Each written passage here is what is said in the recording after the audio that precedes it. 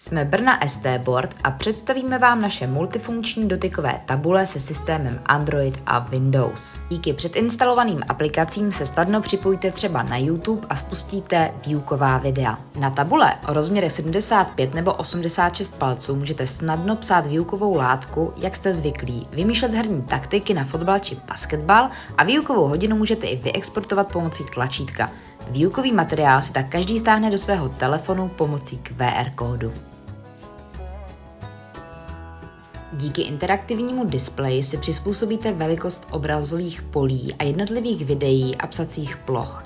Vše lze krásně kombinovat a video si můžete zastavit a vpisovat přímo do obrázku. Další oblíbenou funkci, kterou si ukážeme, je skener.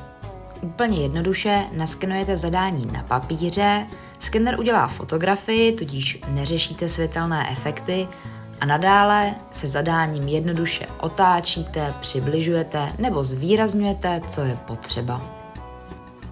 V rámci našich předinstalovaných aplikací, které neustále inovujeme, můžete využít například matematické pomůcky nebo interaktivně prezentovat periodickou tabulku prvků, udělat zeměpis zase o něco zajímavější,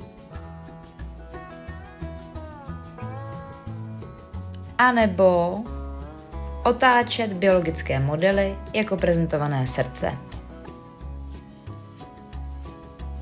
Případně si pohrát i s modely zvířat a podrobnějšími informacemi.